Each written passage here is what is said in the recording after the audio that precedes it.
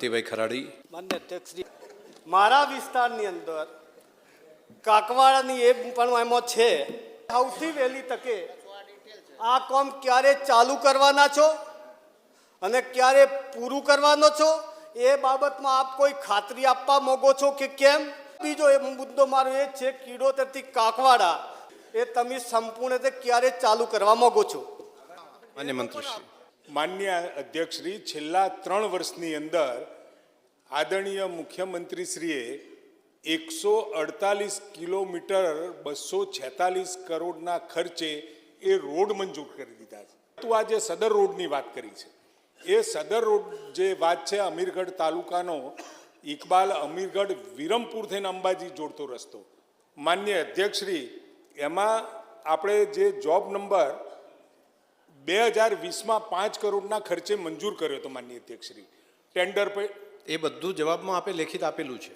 આ તમે બોલી રહ્યા છો ને, એક વખત એને ટેન્ડર આપ્યું, મંજૂર કર્યો, મંજૂર કર્યા પછી એ છોડીને નીકળી ગયો, પછી ફરી રીટેન્ડર કર્યું, ત્યારે કિંમત એની વધી ગઈ.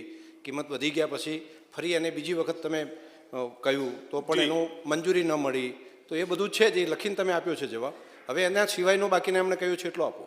માન્ય અધ્યક્ષશ્રી, એટલે 3 વખત એ ટેન્ડર કર્યું, કોન્ટ્રાક્ટરો ખૂબ ઊંચા ભાવે આવ્યા, પરંતુ માન્ય અધ્યક્ષશ્રી આ વખતે 2013માં એ રોડ બન્યો હતો, એટલે એની જે સરફેસ હતી એને ફરીથી રીકાર્પેટ કરવાની જરૂરિયાત થઈ.